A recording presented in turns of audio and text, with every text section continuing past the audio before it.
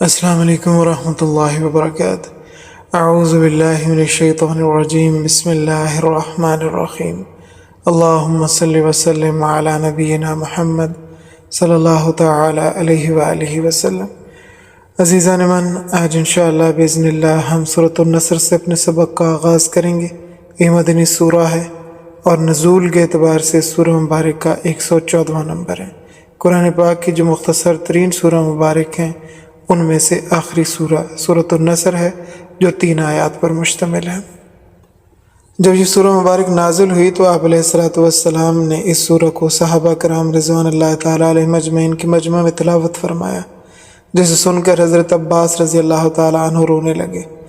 پوچھنے پر بتایا کہ سورہ مبارک کے اندر جہاں فتح مکہ کی بشارت ہے، وہیں پر حضور علیہ السلام کے دنیا سے چلے جانے کی طرف اشارہ بھی ہے، کیونکہ سورہ مبارک کے اندر آتا ہے جب اللہ تعالیٰ کی مدد آ جائے اور فتح ہو جائے تو آپ لوگوں کو دیکھیں گے کہ وہ اسلام میں فوج در فوج داخل ہو رہے ہیں، تو آپ اپنے رب کی حمد کی تسبیح پڑھیں اور استغفار کریں، بے شک اللہ تعالیٰ توبہ کو قبول فرمانے والا ہے۔ عزیزان من، صاحب تفسیر بیان فرماتے ہیں کہ دنیا کے حالات اللہ تعالیٰ کی قدرت کا مظہر ہے۔ ایک وہ وقت تھا کہ مکہ مکرمہ میں حضرت صلی اللہ تعالیٰ علیہ وآلہ وسلم کے قتل کے منصوبے بنائے جا رہے تھے، اور پھر چشم فلک نے وہ وقت بھی دیکھا کہ مکہ مکرمہ کی شاہی آپ علیہ السلام کے قدموں میں پڑی ہوئی تھی۔ قریش مکہ نے دار الندوہ میں جمع ہو کر حضرت صلی اللہ تعالیٰ علیہ وآلہ وسلم کو شہید کرنے کا منصوبہ بنایا کہ ہر بڑے خاندان سے ایک ایک آدمی کو لیا جائے گا اور پھر سب مل کر اکٹھے حملہ کریں گے تاکہ بنو ہاشم ہمارے ساتھ لڑ نہ سکیں۔ زیادہ سے زیادہ دیت کا مطالبہ کریں گے تو سب مل کر دیت ادا کر دیں گے۔ حضرت جبرائیل علیہ السلام نے اللہ تعالیٰ کے اذن سے آ کر آپ علیہ السلام کو اس سارے منصوبے کی اطلاع دی، اور پھر فرمایا کہ آپ ابو بکر رضی اللہ تعالیٰ عنہ کو اطلاع کریں، وہ آپ کے ساتھ جائیں گے۔ آپ نے جبل ثور کی چوٹی پر غار ثور میں چھپ جانا ہے۔ جس وقت آپ علیہ السلام نے حضرت ابوبکر صدیق رضی اللہ تعالیٰ عنہ کو کہا کہ مجھے اللہ تعالیٰ کی طرف سے ہجرت کا حکم ہوا ہے، تو ابوبکر رضی اللہ تعالیٰ عنہ کہنے لگے کہ میں بھی آپ کے ساتھ جاؤں گا۔ حضور علیہ السلام نے حضرت ابوبکر صدیق رضی اللہ تعالیٰ عنہ کو ہمراہ لیا اور غار ثور میں جا کر بیٹھ کے۔ یہ بڑا دشوار گزار پہاڑ ہے۔ حضرت صلی اللہ تعالیٰ علیہ وآلہ وسلم جب صدیق اکبر رضی اللہ تعالیٰ عنہ کو ہمراہ لے کر گھر سے تشریف لے گئے تو کافر بہت پریشان ہوئے، گویا شکار ہاتھ سے نکل گیا، دیوانوں کی طرح ادھر ادھر تلاش کرتے پھر رہے تھے۔ پھر جب یہ اعلان ہوا کہ جو ان کو پکڑ کر لائے گا اسے 200 اونٹ ملیں گے تو ان کے لالچ میں اور اضافہ ہو گیا، وہ اور پاگلوں کی طرح تلاش کرنے لگے، کیونکہ 200 اونٹ کوئی معمولی قیمت نہیں تھی۔ غار ثور میں چھپنے والا راز صرف اور صرف 2 آدمیوں کے علم میں تھا۔ ایک تو حضرت ابوبکر صدیق رضی اللہ عنہ کے بیٹے عبداللہ بن ابوبکر کو معلوم تھا، جن کی یہ ذمہ داری تھی کہ رات کو غار میں کھانا پہنچانا ہے، اور دوسرا رازدان ایک رہبر تھا جس کے ساتھ 10 دینار کے عوض ابوبکر رضی اللہ تعالیٰ عنہ نے یہ ڈیل کی تھی کہ 3 دن بعد نسبتاً غیر معروف راستے سے تم نے ہمیں یثرب لے جانا ہے، کیونکہ وہ راستوں کا ماہر تھا۔ یہ اس وقت تک مسلمان نہیں ہوئے تھے اور ان کافروں میں سے تھے جنہوں نے خیف بنو کنانہ میں قسمیں اٹھائی تھی بائیکاٹ کی کہ بنو ہاشم کے ساتھ اس وقت تک بائیکاٹ جاری رہے گا جب تک حضرت صلی اللہ تعالیٰ علیہ وآلہ وسلم کو ہمارے حوالے نہیں کر دیا جاتا۔ بخاری شریف کی روایت کے مطابق بائیکاٹ تھا ان لا یناکحوہم ولا یبایعوہم، نہ ان کے ساتھ رشتہ کرنا ہے اور نہ ہی ان کے ساتھ کسی بھی قسم کی خرید و فروخت کرنی ہے۔ لیکن یہ شخص بات کا بڑا پکا تھا، سب کچھ اس کے علم میں تھا، کیونکہ حضرت ابوبکر صدیق رضی اللہ تعالیٰ عنہ نے اس سے طے کیا تھا کہ تم نے 3 دن کے بعد ہمیں فلاں جگہ سے وصول کرنا ہے اور نسبتاً گمنام راستے سے مدینہ طیبہ پہنچانا ہے۔ اس پر تمہیں اجرت کے طور پر 10 دینار ملیں گے، اور اس وقت اس زمانے میں 10 دینار کا 1 اونٹ آتا تھا، جبکہ اہل قریش اور مشرکین مکہ نے اس وقت آپ علیہ السلام اور ابوبکر رضی اللہ تعالیٰ عنہ کی فراہمی پر 200 اونٹ کی انعامی رقم کا اعلان کر رکھا تھا۔ پہلے لوگ مکہ مکرمہ سے مدینہ طیبہ بدر والے راستے سے جاتے تھے، مگر وہ لمبا راستہ تھا۔ اب جو سعودی گورنمنٹ نے سڑک بنائی ہے یہ طریق الہجرہ ہے، اسی راستے پر آپ علیہ السلام نے ہجرت فرمائی۔ آج کل حجاج اور زائرین کو لے کر بسیں اسی راستے پر جاتی۔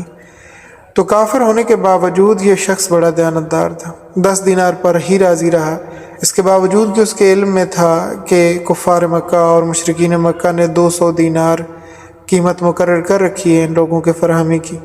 اسی اخلاص کی وجہ سے اللہ رب العالمین نے ان کو بعد میں ایمان کی دولت نصیب فرمائی۔ حضرت صلی اللہ تعالیٰ علیہ وآلہ وسلم حضرت ابوبکر کے ہمراہ غار ثور میں تشریف لے گئے۔ کافروں نے تلاش شروع کی۔ قبیلہ بنو مخزوم کا ایک بڑا ماہر کھوجی تھا، وہ پاؤں کے نشانوں کے ذریعے سے غار ثور کے منہ پر جا پہنچا اور کہنے لگا کہ کھوج یہاں تک پہنچتا ہے، اور وہ کہہ بھی درست رہا تھا۔ اللہ تعالیٰ کی قدرت کہ مکڑی نے غار کے منہ پر جالا بن دیا۔ مسند احمد کی روایت میں ہے کہ کبوتر کی مادہ نے وہاں پہ انڈے بھی دے دیے۔ لوگوں نے کھوجی سے کہا کہ ہمیں تو لگتا ہے تمہاری عقل ماری گئی، اگر وہ لوگ اندر ہوتے تو مکڑی کا جالا اس طرح رہتا، یہ تو ختم ہو جاتا۔ اللہ تعالیٰ نے مکڑی کے جالے سے کلے کا کام لے لیا۔ کافر غار کے منہ پر کھڑے تھے۔ ابو بکر رضی اللہ تعالیٰ عنہ نے کہا، یا رسول اللہ، اگر یہ اپنے پاؤں کی طرف دیکھے تو ہمیں دیکھ لیں گے۔ آپ علیہ الصلوۃ والسلام نے فرمایا، اللہ تعالیٰ ہمارا مددگار ہے، لا تحزن ابو بکر، آپ پریشان نہ ہوں۔ ایک وہ وقت تھا کہ آپ علیہ الصلوۃ والسلام کو ان حالات میں مکہ مکرمہ چھوڑنا پڑا۔ پھر 8 سال کے عرصے کے بعد وہ وقت آیا کہ آپ علیہ الصلوۃ والسلام 10,000 نفوس قدسیہ کے ہمراہ مکہ مکرمہ میں داخل ہوئے رضی اللہ تعالی عنہم۔ فتح مکہ کے موقع پر صرف 15 جانیں ضائع ہوئیں۔ آپ علیہ الصلوۃ والسلام نے حضرت خالد بن ولید سے فرمایا کہ آپ نے اس گلی سے گزر کر کعبہ پہنچنا ہے، اور مختلف ساتھیوں کے لیے مختلف گلیاں مقرر فرمائیں کہ اس نے اس گلی سے اور فلاں نے فلاں گلی سے ہو کر کعبۃ اللہ پہنچنا ہے۔ لہٰذا جس گلی سے حضرت خالد بن ولید رضی اللہ تعالیٰ عنہ نے گزرنا تھا، وہاں پر قریشی نے ضد اختیار کی۔ انہوں نے کہا، ہم یہاں سے نہیں گزرنے دیں گے۔ آپ رضی اللہ تعالیٰ عنہ نے فرمایا کہ ہمیں حکم ہے، ہم اسی رستے سے گزر کر جائیں گے۔ ہمیں یہ بھی حکم ہے کہ جو تلوار نہ اٹھائے اسے کچھ نہیں کہنا، عورتوں بچوں بوڑھوں کو کچھ نہیں کہنا، جو اپنے دروازے بند کر لے، اپنے آپ کو اپنے گھروں کے اندر محصور کر لے، ان کو بھی کچھ نہیں کہنا۔ تلوار محض اس کے خلاف استعمال ہوگی جو ہمارے راستے میں آئے گا، ہم پر تلوار اٹھائے گا، لہٰذا تم ہمارے راستے میں رکاوٹ نہ بنو۔ انہوں نے کہا کہ کچھ بھی ہو جائے ہم اس گلی سے آپ کو گزرنے نہیں دیں گے، آپ کو دوسرا راستہ اختیار کریں۔ حضرت خالد بن ولید رضی اللہ تعالیٰ نے کہا کہ ہمیں حکم ہے اس گلی سے گزرنا ہے اور اسی راستے سے بیت اللہ شریف پہنچنا ہے، لہٰذا اگر آپ ہمارے راستے میں رکاوٹ کھڑی کریں گے تو مشکلات پیدا ہوں گی۔ ان لوگوں نے پیش قدمی پہ 2 صحابہ کرام رضوان اللہ تعالیٰ علیہم اجمعین کو شہید کیا، جس کے نتیجے میں حضرت خالد بن ولید رضی اللہ تعالیٰ عنہ نے بھی حملے کا حکم دیا اور قریش کے 13 آدمی مارے گئے۔ بس یہ نقصان تھا، 2 صحابہ کرام اور 13 قریش کے آدمی، کل ملا کر 15 جانیں اس موقع پر گئیں۔ مکہ مکرمہ جب فتح ہوا تو جتنے نامی گرامی آدمی تھے سب بھاگ کھڑے ہوئے۔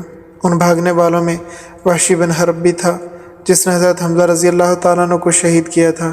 حبار بن اسود بھی بھاگ گیا، جو حضرت صلی اللہ تعالیٰ علیہ وآلہ وسلم کی عزیز از جان بیٹی حضرت زینب رضی اللہ تعالیٰ عنہ کے خامد ابو العاص رضی اللہ تعالیٰ عنہ کا برادری میں چچا لگتا تھا۔ جس وقت حضرت زینب رضی اللہ تعالیٰ عنہ ہجرت کر کے جا رہی تھی مدینہ طیبہ کی طرف، تو اسی نے راستہ روکا تھا۔ آپ رضی اللہ تعالیٰ عنہ نے کہا کہ میں تو اپنے خامد کی اجازت سے جا رہی ہوں، تو وہ کہنے لگا کہ کوئی اجازت نہیں ہے، اور آپ رضی اللہ تعالیٰ عنہ کو اونٹ سے کھینچ کر نیچے گرایا۔ آپ رضی اللہ تعالیٰ عنہ اس وقت حاملہ تھیں، گرنے کی وجہ سے آپ کی طبیعت خراب ہوئی، اور پھر اسی علالت کی حالت میں آپ رضی اللہ تعالیٰ عنہ خالق حقیقی سے جا ملی۔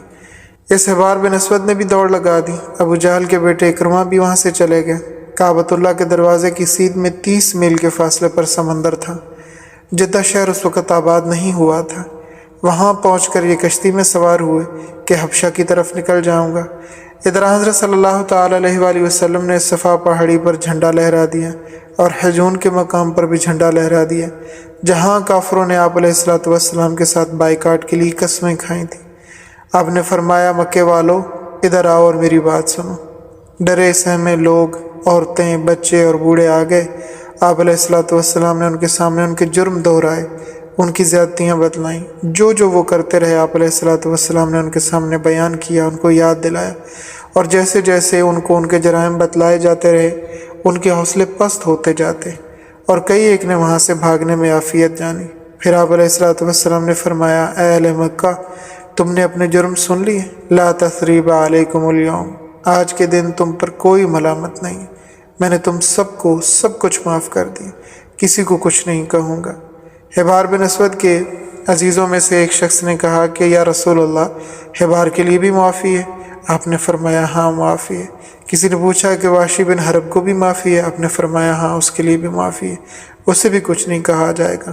ہاں البتہ اتنی بات ہے کہ وہ اسے کہنا میری آنکھوں کے سامنے نہ آیا کرے، کیونکہ جس بے دردی کے ساتھ اس نے میرے چچا کو شہید کیا ہے مجھے اسے دیکھ کر تکلیف ہوگی۔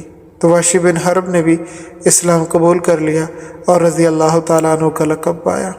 اکرمہ بن ابی جہل، ان کی بیوی ام حکیم رضی اللہ تعالیٰ عنہ وہاں پر موجود تھیں، تو وہ کہنے لگیں آپ نے مجھے پہچانا؟ آپ علیہ الصلوۃ والسلام نے فرمایا کہ ہاں آپ ام حکیم ہیں۔ انہوں نے کہا میرا خامد بھی یہاں سے اپنی جان بچا کر بھاگا ہے، اگر وہ آ جائے تو کیا اسے بھی پناہ مل سکتی ہے؟ آپ علیہ الصلوۃ والسلام نے فرمایا کہ ہاں اسے بھی پناہ مل جائے گی۔ وہ کہنے لگی کہ بغیر کسی نشانی کے تو شاید وہ مطمئن نہیں ہوگا، آپ کچھ نشانی دے دیں۔ حدیث میں آتا ہے کہ حضرت صلی اللہ تعالیٰ علیہ وآلہ وسلم کے سر مبارک پر سیاہ رنگ کی پگڑی تھی، وہ اتار کر آپ نے ان کے حوالے کر دی۔ وہ یہ نشانی کے طور پر لے کر اپنے خامد کے پیچھے چلی گئیں۔ اللہ تعالیٰ کی قدرت کے سمندر میں طغیانی تھی، کشتیاں واپس کنارے لگیں۔